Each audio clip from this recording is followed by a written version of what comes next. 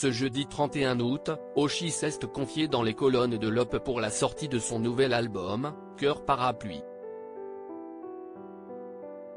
La chanteuse de 26 ans est notamment revenue sur son parcours et les moments difficiles qu'elle a vécus.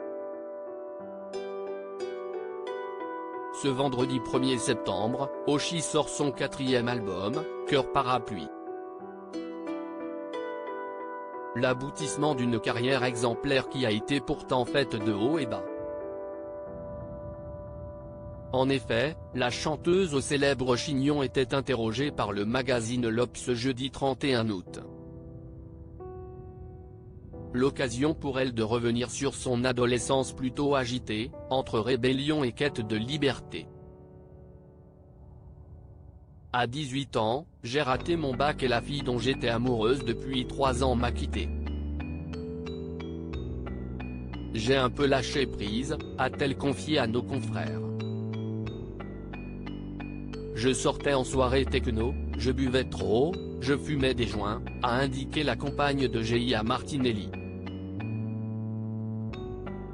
C'est à ce moment-là que la jeune femme se met à faire des crises d'angoisse.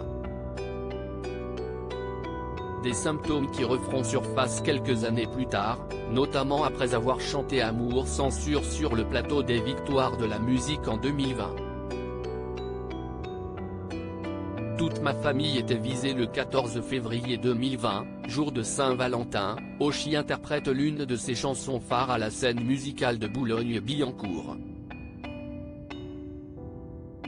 À la fin du morceau, telle une ode à l'amour pluriel, l'artiste de 26 ans embrasse l'une de ses danseuses. Un geste qui va provoquer un torrent de haine homophobe sur les réseaux sociaux et en dehors. Des types armés avaient trouvé mon adresse et menaçaient de m'assassiner.